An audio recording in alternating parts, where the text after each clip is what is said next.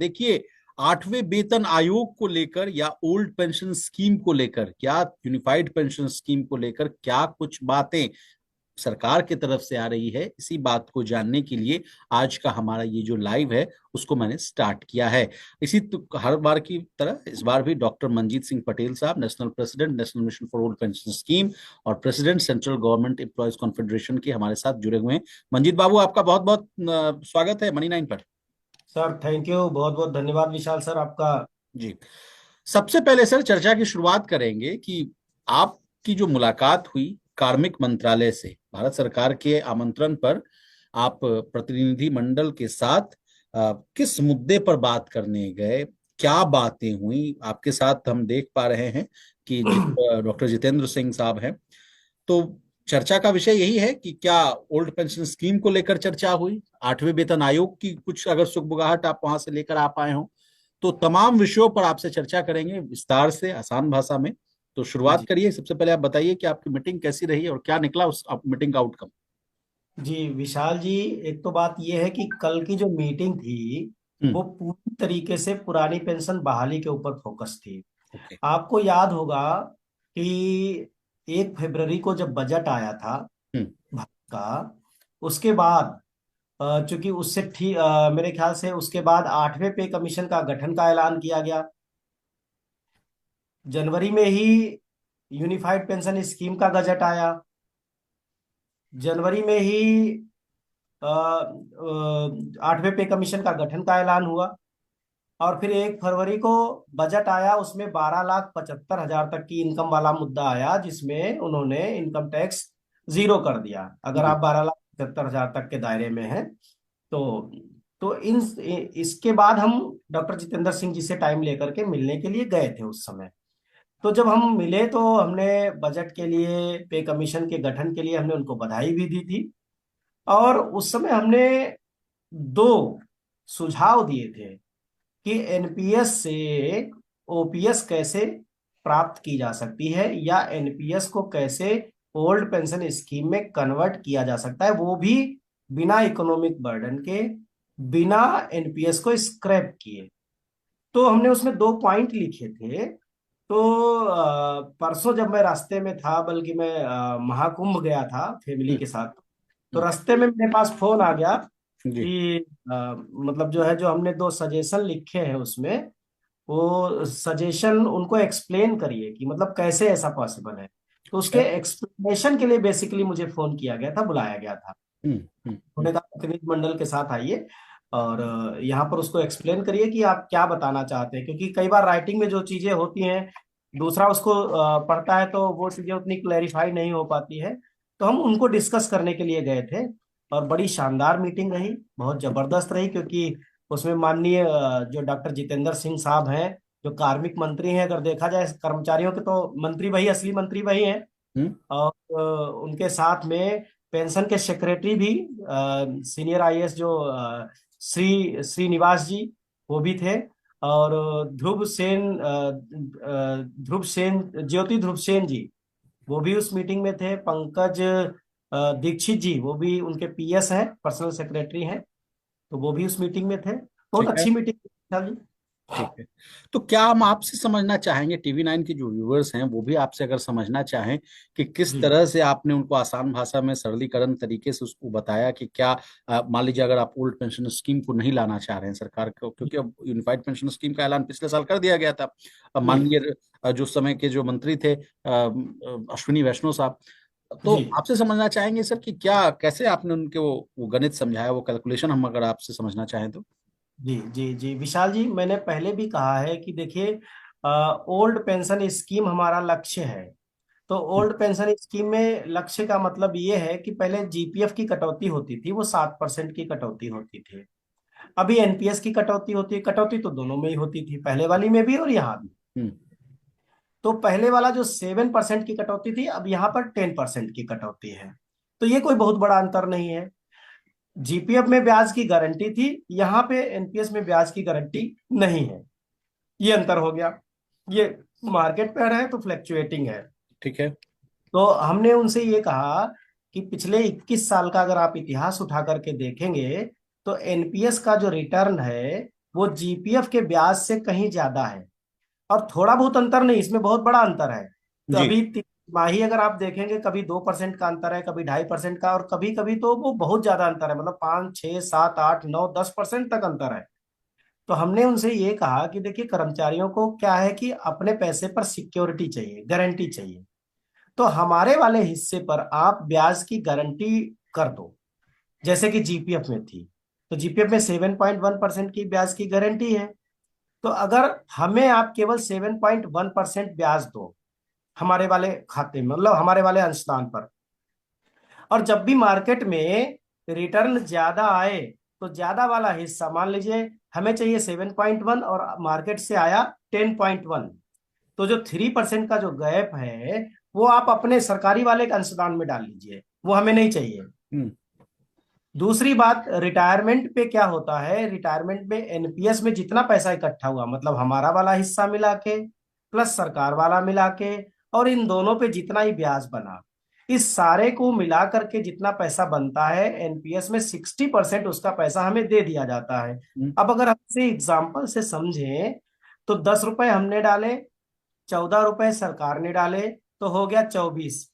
अगर बंदा रिटायर हुआ तो 24 का 60% उसे दिया जाएगा, यानी 14 रुपए 40 पैसे दिए जाएंगे, 14.40। हम्म। तो डाले हमने 10 रुपए थे, सरकार हमें दे रही 14.4, यानी 40.40% ज्यादा दे रही है। हम्म। एक्चुअल में 40.40%, चाहे आप इसे ब्याज कह लो, चाहे आप रिटर्न कह लो, दे रही है एक्स्ट्रा, लेकिन गारंटी नहीं है पूरी नौकरी। तो हमने उनसे ये कहा कि हमारा वाला हिस्सा हमको वापस कीजिए। आप 40, मतलब 14.40 मत वापस कीजिए। हम्म। हमारा 10 रुपए है और उस पर जितना फिक्स ब्याज है वो वाला वापस कीजिए हमको, हमको एक्स्ट्रा चाहिए ही नहीं।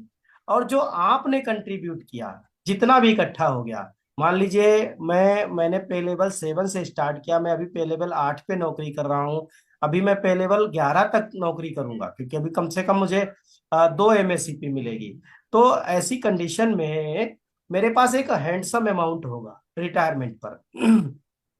तो वहां पर हम सरकार से ये कह रहे हैं कि जिस दिन मैं रिटायर हो जाऊं या मेरा कोई साथी रिटायर हो जाए, तो जीपीएफ में जैसे आप पैसा उसका वापस कर देते थे उसका हिस्सा, यहाँ भी उसका हिस्सा वापस कर दो गारंटीड ब्याज के साथ में।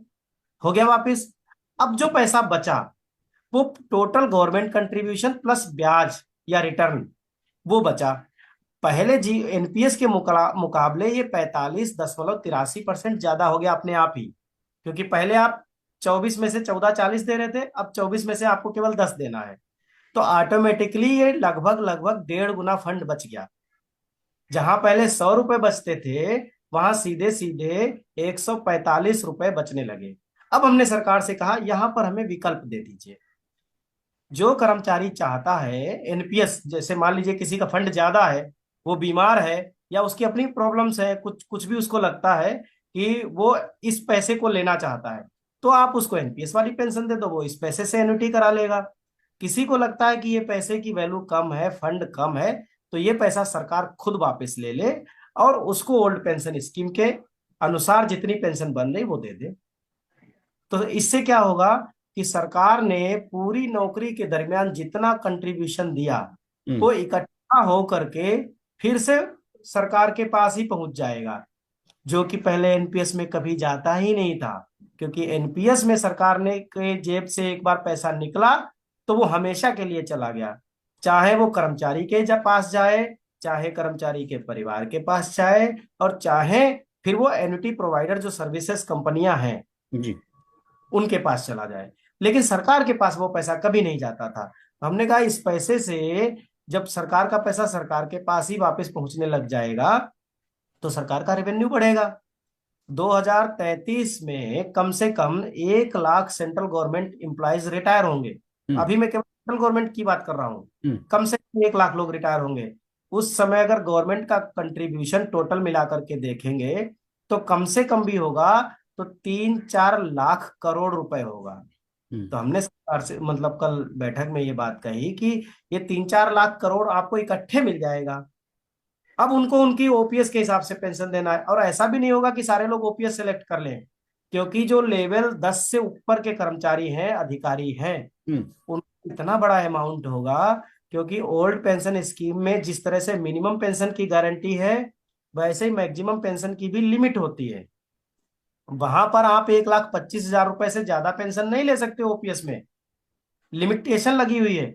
लेकिन एनपीएस का कॉर्पस अगर बहुत ज्यादा हो गया तो वहां कोई लिमिटेशन नहीं है, वहां आपकी 1,25,000 की जगह 3,25,000 पेंशन हो सकती है। तो ओके। जितने बड़े ऑफिसर्स हैं, तो हम्म। वो भी ये नहीं चाहेंगे कि एनपीएस को स्क्रैप कर दिया जाए, क्योंकि स्क्रैप करने से उनका नुकसान है।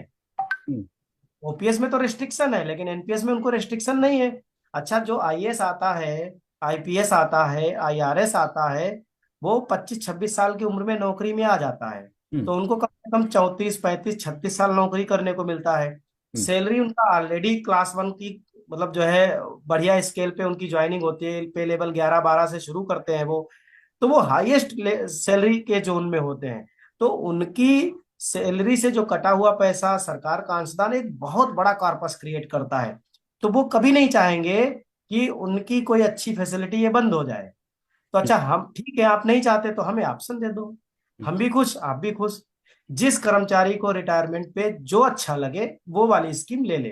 तो इस पर काफी मतलब सकारात्मक बात हुई है। बहुत सहमत दिखे हैं मंत्री जी, भी सहमत दिखे।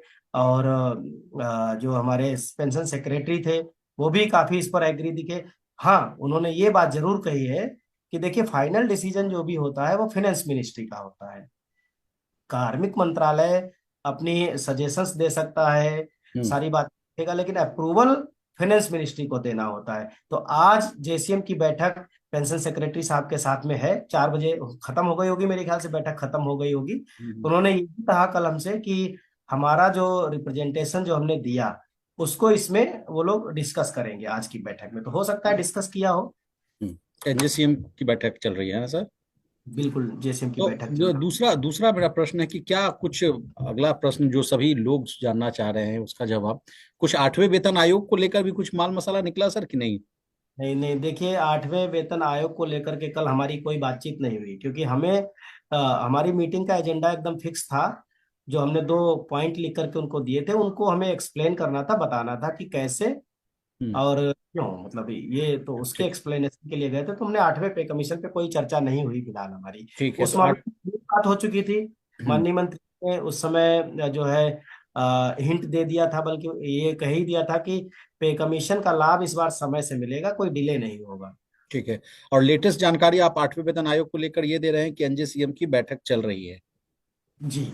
जी। तो उसमें से कुछ चर्चा विमर्श हुआ उस-। आज आज 4 बजे बैठक शेड्यूल्ड थी। तो हम्म। मेरे ख्याल से बैठक खत्म हो गई होगी, क्योंकि जेसीएम में मैं हूं नहीं।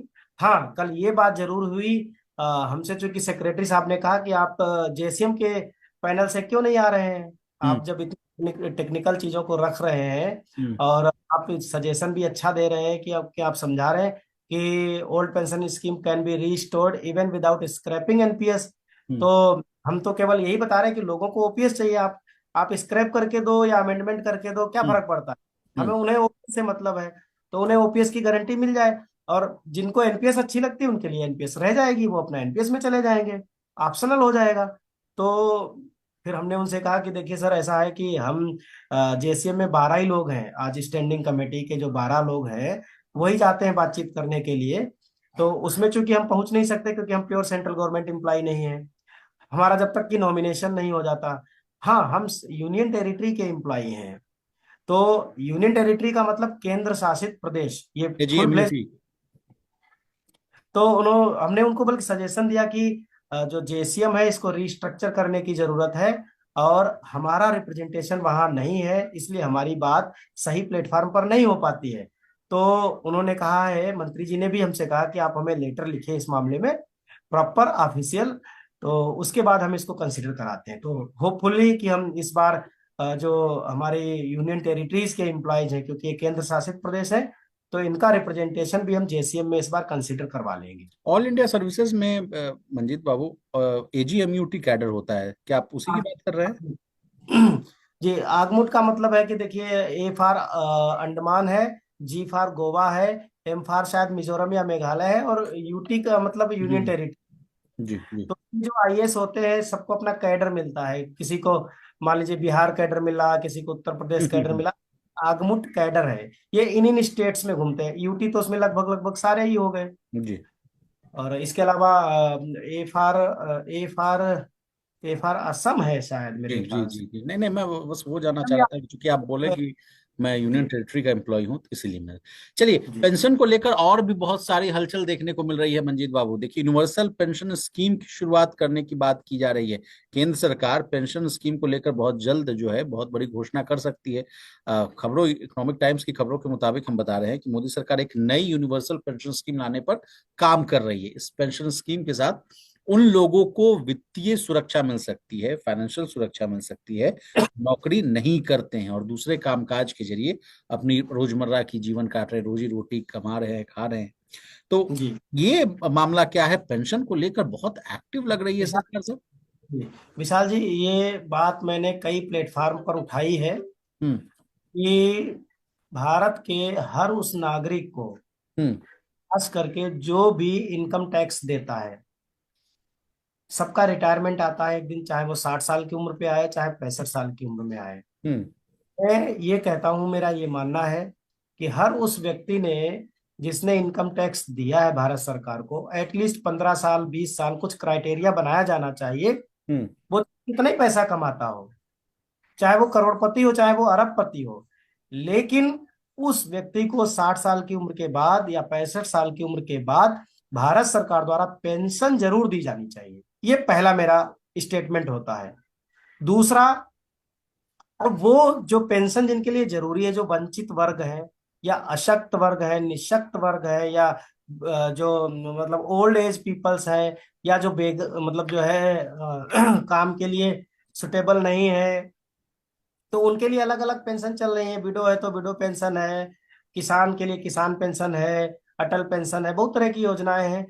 तीसरी बात जो सरकार कह रही है यूनिवर्सल पेंशन स्कीम या यूनिवर्सल पेंशन सिस्टम लाएगी, तो ये तो देखिए, ये जो बातें हैं ना, ये इसका मैं कोई तत्व तो नहीं समझता हूँ, क्योंकि एनपीएस जब लाई गई थी, नेशनल पेंशन सिस्टम, हम्म। तो इसके पीछे भी एक यही एजेंडा था कि भारत में एक सीपीएफ पेंशन प्लान है, एक ईपीएस पेंशन प्लान है, एक जीपीएफ पेंशन प्लान है, और एक already NPS new pension scheme चल रही थी। तो इन सबको सरकार ने कहा हम क्लब करेंगे और भारत में एक जैसी पेंशन व्यवस्था होनी चाहिए, तो सबको धीरे धीरे नेशनल पेंशन सिस्टम में लाया जाएगा, जी। वो एक जैसी पेंशन अभी योजना भी हो तो जाएगी। देखिए ना, प्रधानमंत्री सम्मान धन, एनपीएस देखिए, आपने ठीक कहा, अटल पेंशन योजना देखिए। अटल पेंशन योजना तो उसी के लिए लाया गया, तो जो जी अनस्किल्ड हैं, लेबर क्लास से आते हैं, उनके लिए तमाम तरह की तो चीजें। मैं तो आज भी अपने मनी सेंट्रल प्रोग्राम में डिस्कशन कर रहा था इकोनॉमिस्ट से कि इतने चीजें हैं सर कि लोग तो पहले, आप खुद चीख चीख के सरकार कहती है कि फाइनेंशियल जी लिटरेसी की जरूरत है, लोगों को बताने की जरूरत है, आप जी एडवर्टीजमेंट से करोड़ों रुपया खर्च कर रहे हैं। उसके बाद जी मान लीजिए कि रिटायरमेंट के लिए, सेवानिवृत्ति के बाद आपको अच्छा खासा हैंडसम अमाउंट देना भी है, तो उसके लिए 75 तरह का स्कीम लगाने की क्या जरूरत है भाई। लोग तो खुद समझ ही नहीं पा रहा। एनपीएस में भी देखिए मंजीत बाबू, टीयर जी वन है, टीयर टू है, कौन इतना समझता है भाई। यही तो बात है कि सर, लिटरेसी जो इकोनॉमिक लिटरेसी है ना, ये सबसे चैलेंजिंग सेक्टर है।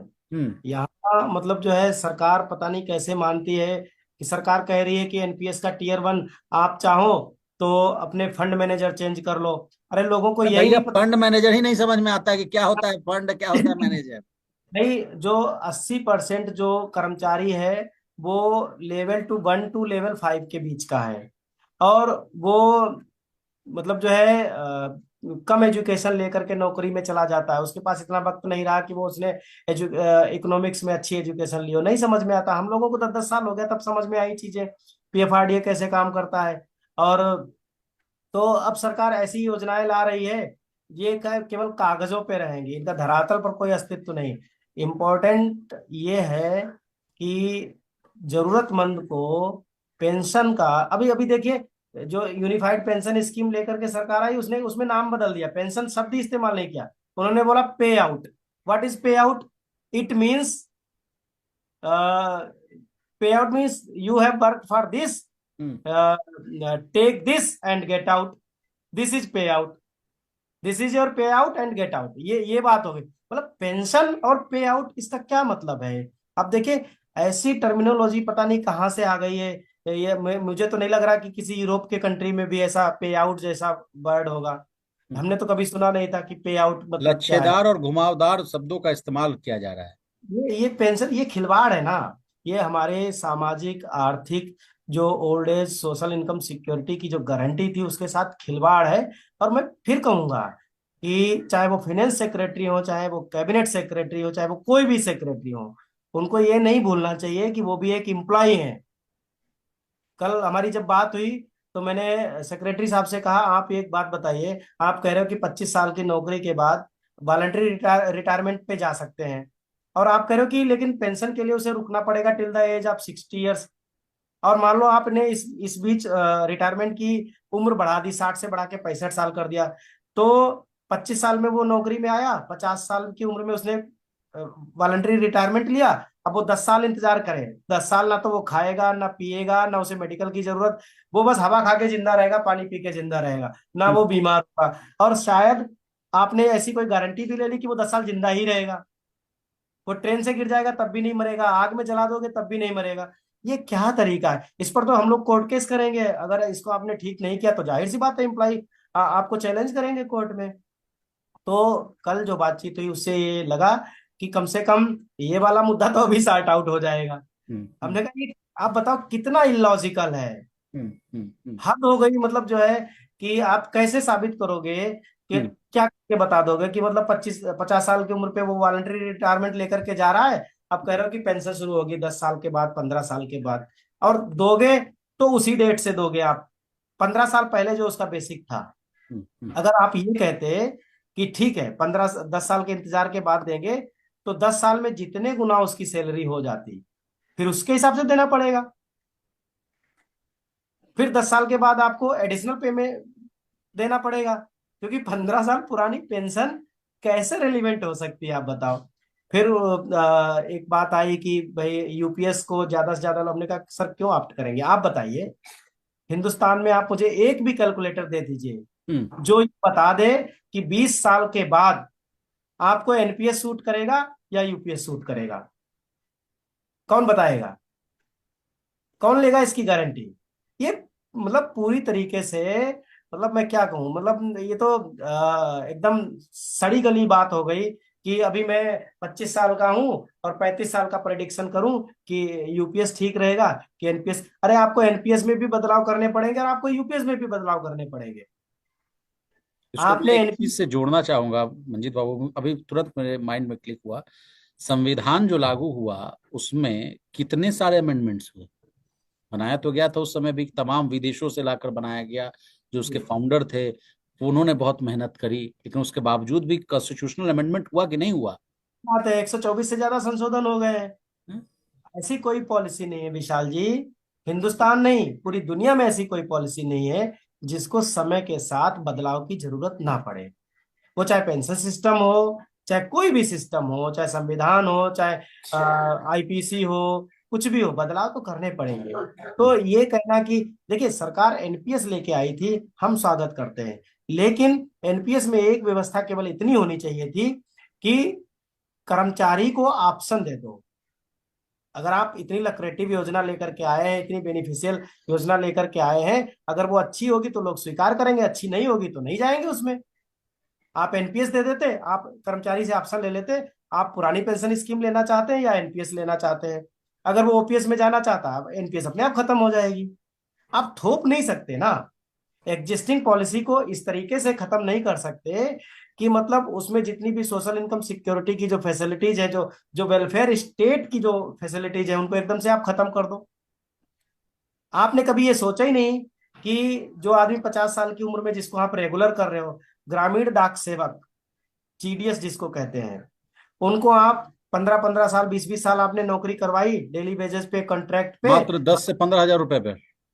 10 से 15, फिर आपने जब वो रिटायरमेंट के करीब आ गए तब उनको रेगुलर कर लिया। रेगुलर करके आपने उनका एनपीएस काटना शुरू किया। वो रिटायर हो गया, उसके अकाउंट में 20 लाख रुपए भी नहीं है। अब आप कह रहे हो कि कॉर्पस से पेंशन बनेगी, 20 लाख रुपए में से वो क्या करेगा, आप 12 लाख उसको कैश इन हैंड दे दोगे, और जो बचा 8 लाख, 8 लाख पे 5,000 रुपए की पेंशन, अच्छा सॉरी 4,000 रुपए की पेंशन बनेगी 8 लाख पे। अब वो 4,000 पेंशन से कैसे गुजारा करेगा?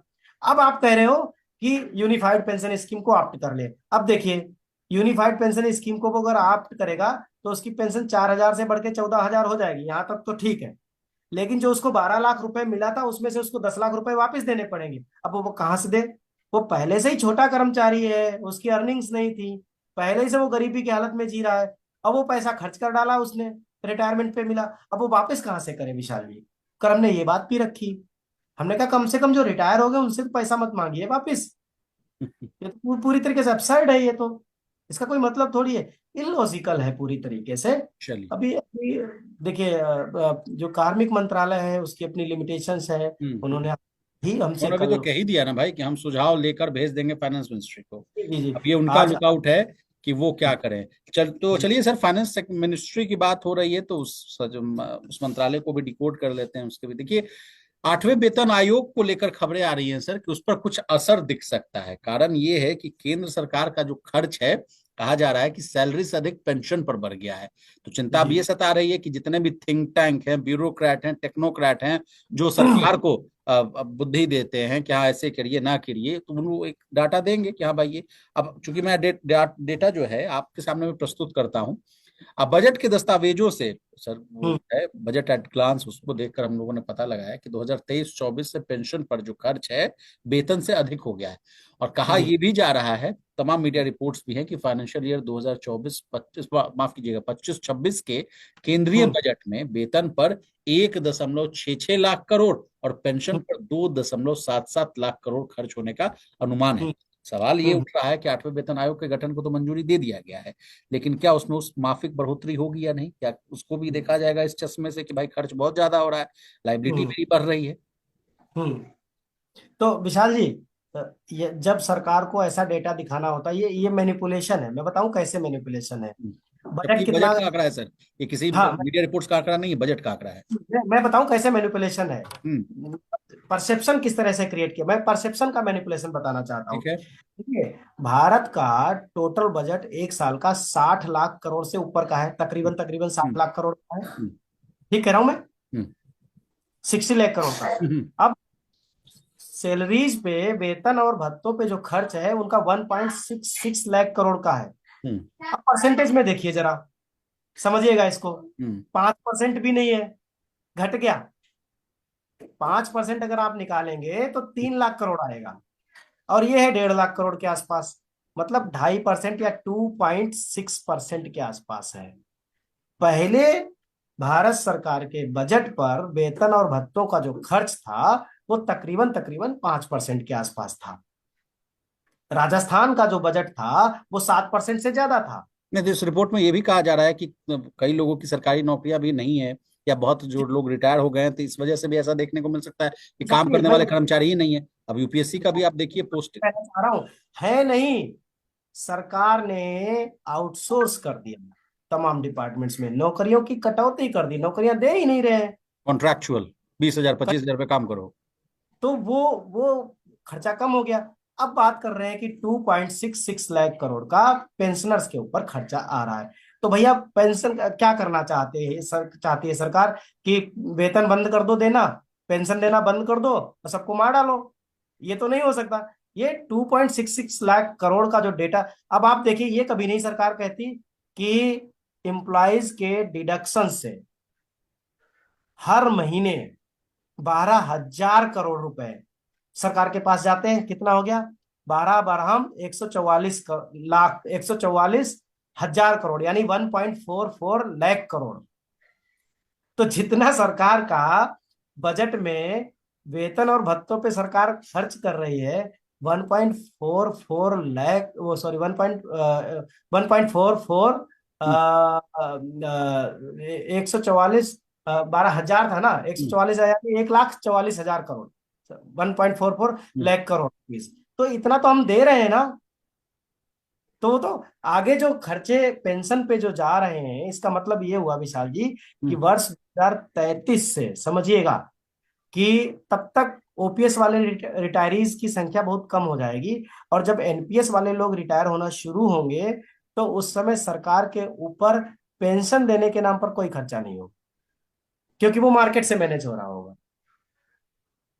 आज की डेट में जो 15 लाख करोड़ है वो 10 साल में कम से कम भी होगा तो 40 लाख करोड़ हो जाएगा 10 साल में।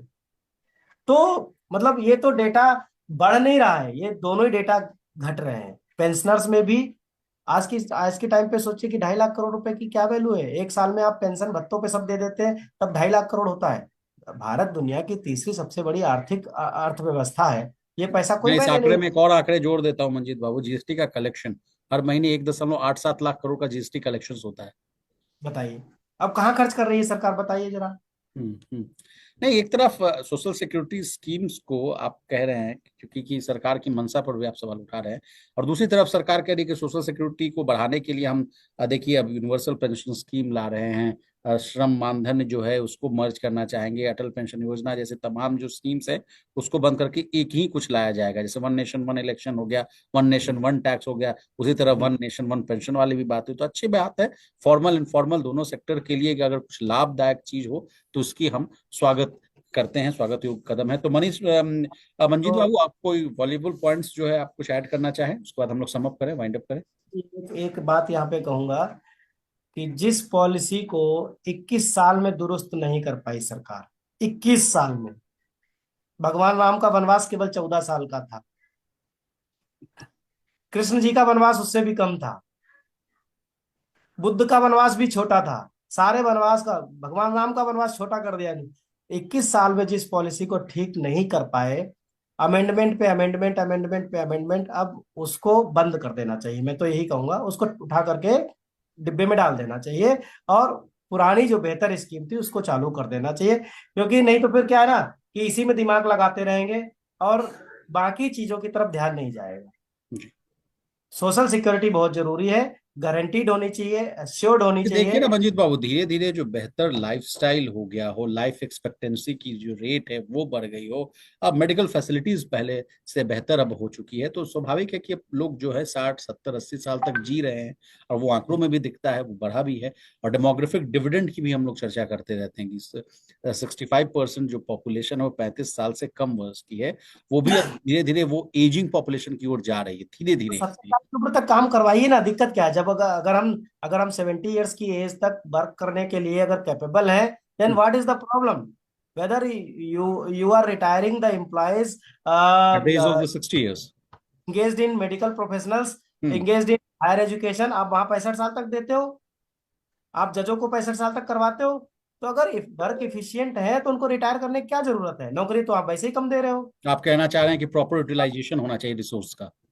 भाई अगर आप पे के ऊपर बर्डन ज्यादा पड़ रहा है तो आप 65 साल तक काम करा लो। अगर वो फिजिकली दिक्कत कर रहे हैं, अगर को मेंटली दिक्कत कर रहे हैं, तब हम्म। आप उन्हें हटाओ। बाहर बहुत सारे मुल्कों में आप देखिए, पूरे यूरोप में देखिए, 70 70 साल तक लोग काम करते हैं। फ्रांस में तो मतलब जो है उन्होंने उसको बढ़ा रहे थे, वहां 60 साल की बजाय 65 साल की उम्र पे रिटायरमेंट कर रहे थे, तो लोगों ने इसके खिलाफ धरना प्रदर्शन शुरू कर दिया। वो बोल वहाँ रहे हैं की कि नहीं, वहाँ हमें का हमें जल्दी। समीकरण भी कुछ अलग है मंजीत बाबू, खैर उसको विराम देते हैं चर्चा को। तो चलिए, लेकिन बहुत शुक्रिया, आपका बहुत धन्यवाद, आपने मनी9 को अपना कीमती समय दिया। और 8वें वेतन आयोग हो, ओल्ड पेंशन स्कीम हो, यूनिवर्सल